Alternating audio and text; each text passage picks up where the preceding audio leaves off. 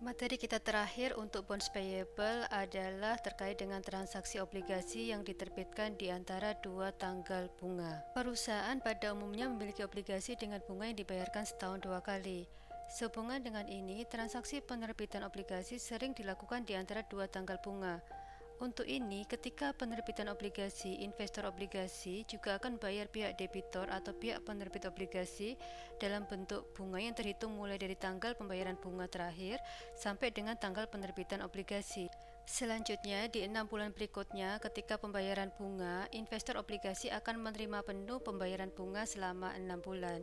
Untuk memudahkan pemahaman kita, maka kita langsung saja membahas contoh soal. Ini adalah contoh soal obligasi yang dijual pada nilai pari. Soal ini masih berhubungan dengan contoh-contoh soal di video-video sebelumnya, di mana tanggal pembayaran bunga adalah tanggal 1 Juli dan tanggal 1 Januari. Perbedaan dengan soal ini adalah obligasi tertanggal 1 Januari 2019, namun obligasi tersebut diterbitkan pada tanggal 1 Mei 2019. Obligasi ini disebut diterbitkan di antara dua tanggal bunga karena tanggal penerbitan obligasi 1 Mei 2019 berada di antara tanggal 1 Januari dan tanggal 1 Juli. Sehubungan dengan itu, maka inilah jurnal penerbitan obligasi.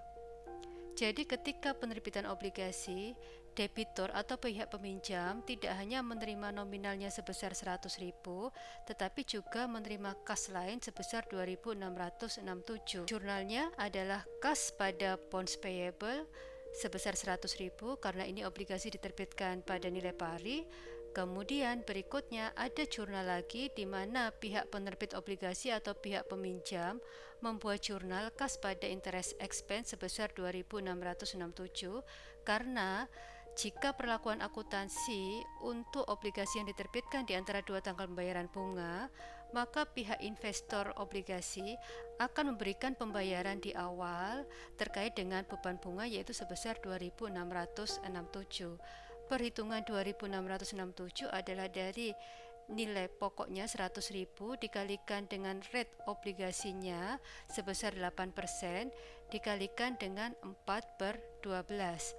Angka 4 ini menunjukkan 4 bulan terhitung dari tanggal 1 Januari 2019. Slide ini masih menunjukkan jurnal penerbitan obligasi, hanya saja ini adalah contoh untuk obligasi yang diterbitkan pada nilai premium atau diskon.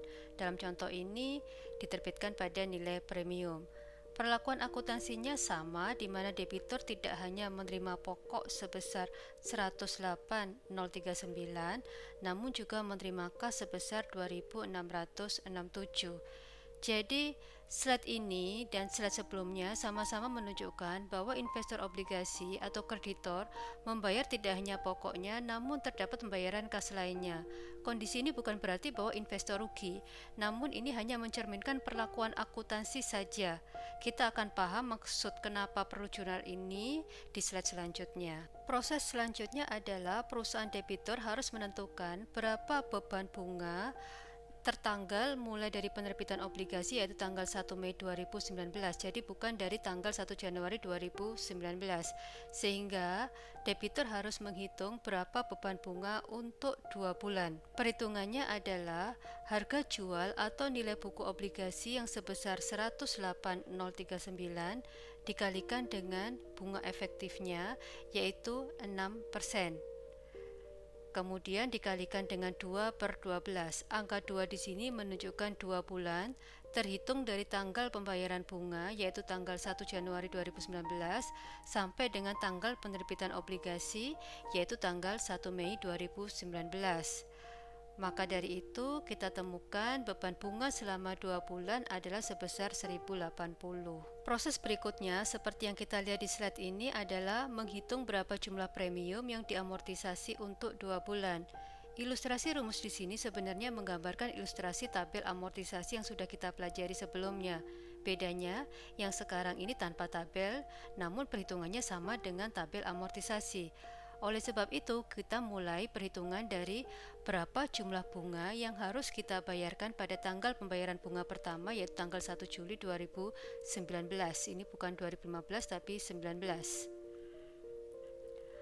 Bunganya adalah sebesar 4.000. Perhitungannya bisa kita lihat di sini. Kemudian dari slide sebelumnya, kita kan sudah menerima uang terkait dengan bunga dari investor ketika penerbitan obligasi. Jumlah yang kita terima waktu itu adalah 2.667. Oleh sebab itu, maka jumlah kas yang dibayarkan sebenarnya adalah sebesar 1.333. Jadi, maksud dari perlakuan akuntansi ini adalah untuk amortisasi selama 2 bulan, kita tidak berangkat dari angka 4.000, tapi berangkat dari angka 1.333 yang kemudian kita kurangi dengan beban bunga yang sudah kita hitung di slide sebelumnya sebesar 1.080.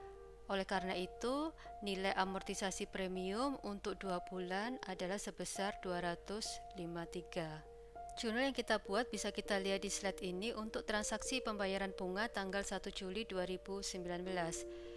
Interest expense pada kas sebesar 4.000. Jadi kita harus membayar investor sebesar 4.000 dan 4.000 ini mencerminkan bunga untuk 6 bulan. Jadi kita tidak hanya membayar sebesar 2 bulan saja.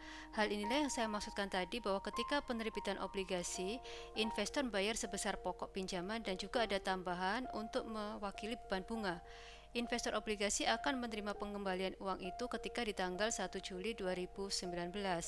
Kemudian jurnal berikutnya terkait dengan pengakuan amortisasi premium yang berdasarkan perhitungan sebelumnya ditemukan angka 253. Sehubungan dengan transaksi-transaksi yang sudah kita jurnal di sini, maka sekarang saldo beban bunga adalah 1080.